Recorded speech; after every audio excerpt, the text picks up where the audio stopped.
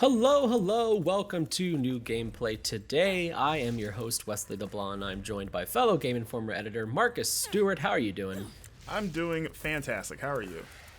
Doing good. And today we're going to be talking about Bayonetta 3, which I think by technicality, you might be the foremost expert on in the world, if you don't include developers, because you got to play Bayonetta 3 for our cover story. I did, and first and foremost, a disclaimer, the footage you are watching is not my gameplay footage. This is footage that was provided by Nintendo, so if you think this person is playing badly, you cannot get mad at me. I assume this is somebody at Platinum playing this, I don't know. But yeah, I figured this is going to be a little bit more of a laid-back discussion. You know, in our previous videos, we've kind of broken down the new features of Bayonetta, but I wanted to kind of give a little bit more of an unedited look at some of the footage we've shown before, namely this particular section. I noticed people were pretty excited about this time travel turning into little, or maybe teenage Cereza stuff. But yeah, this is one of the environmental puzzles, and I didn't get to play this in my demo, which is also why I wanted to shout it out. This was totally absent, so when they sent me this footage, I was like, oh, this is new. So yeah, you see Bayonetta there, fighting Congestus, and then beating it and getting the this time rewind thing to kind of restore this falling building into some platforming puzzles. If you played the first two games, you know, this isn't the first time that Bayonetta's been sort of like turned into a little kid again. But you know, it did kind of feel some speculation about like the Brave Cereza theory, or like, are we playing the same Bayonetta? And you know, seeing this, a lot of people are like, oh, this proves it, which I don't know if I go that far, but it definitely it's a fun little like eyebrow raiser. So we're jumping ahead here a little bit. Like I said, I want to show that section just unedited, because that was the end of that little puzzle there. And just a note, if you want more about that theory that you're talking about, you actually wrote a story for Game Informer, right? I did, on the GameInformer.com in our Bayonetta 3 hub. I kind of broke down the alternate Cereza theory for people that are curious about what that actually is. So go check it out. So we're see here, this is one of the combat sort of challenges. You got to defeat all the enemies. We're going to see a full uninterrupted look at that. So you see Jeanne shows up here for this. I am not sure if you're wondering if you play as Jeanne at all. I do not know. Platinum has not said either way. So that's still up in the air. But it looks like she, at the very least, shows up here to sort of help you out as a co-op partner.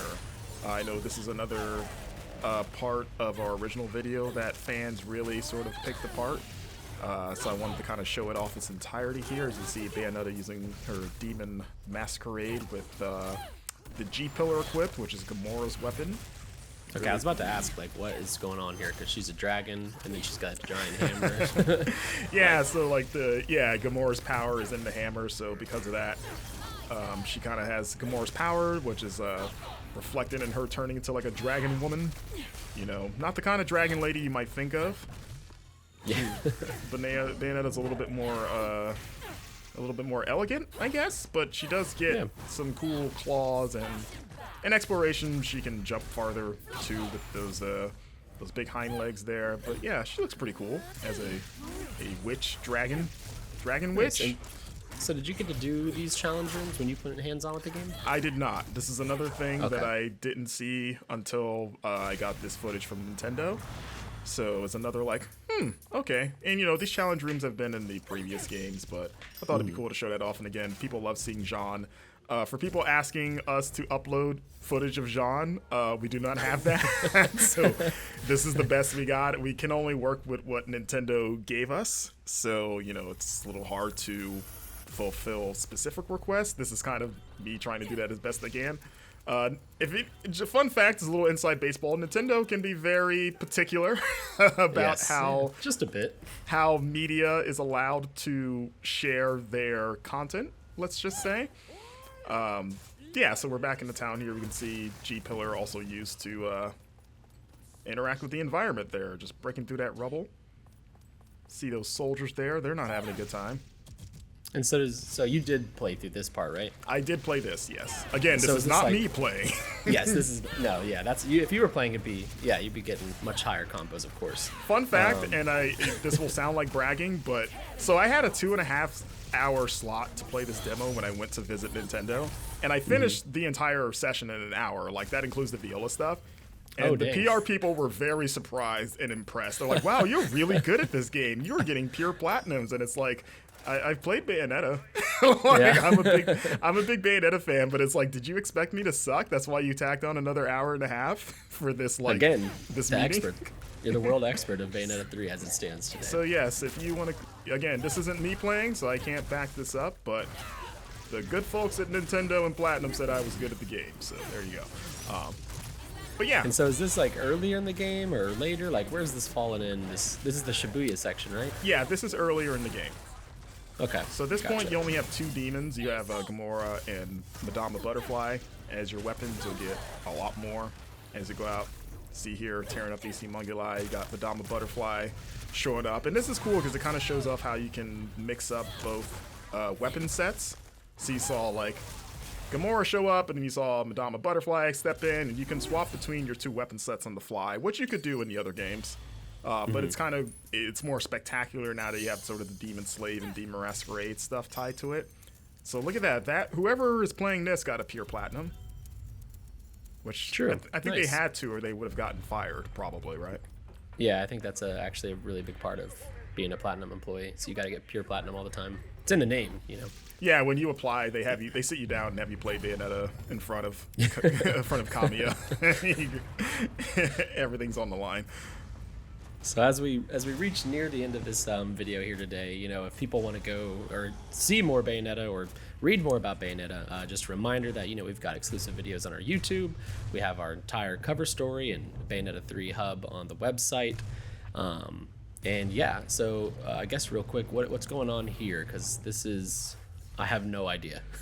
So we're fighting Panis, as you see here, a weird jellyfish looking. It looks like King Jellyfish from SpongeBob a bit. Yeah. But yeah, the army are not having a good time, so it's up to our favorite witch Bayonetta to step in and show them how it's done here. Look at them; those tanks are just doing nothing. So no shot. She's summoning Madama Butterfly here in her full glory, and there she goes. But nope, not much of a fight. Looks like. Well, here's the problem. It's not really working. For your technique. You see, Bayonetta realizes that. She's like, all right. Why don't I try? Gosh, the visuals of this game are so awesome. It's just so over the top and bombastic. I love it. Yeah, it's, you know, and I've seen other sections of the game that are like outside of like the city stuff that are a little bit more fantastical for people. I know some people are like, oh, the game looked kind of gray. Is there any more like, I guess fantastical is a word. Yeah. Areas. There are some that I've seen that, well, we don't have footage of, so I think it's safe to say that there's, you know, non-urban areas that, you know, you'll be able to beat people up in. But yeah, this is kind of like not a boss fight, but just sort of like a larger enemy encounter here. Again, showing off the ways you can mix and match the 2 weapon sets and your demon powers, as well as your witch time stuff. Like, this is pretty much like, once you really get a handle on Bayonetta, odds are this is the stuff you'll be doing on a regular basis, just looking real cool at all times. Look at Madama Butterfly go there. You see that jump kick? Nice. Awesome. So as we wrap up this video, just a reminder, Bayonetta 3 comes out October 28th, so that's 2 weeks from today, basically, and it's coming to Nintendo Switch. Marcus, thank you for joining me. Thank you. Bye.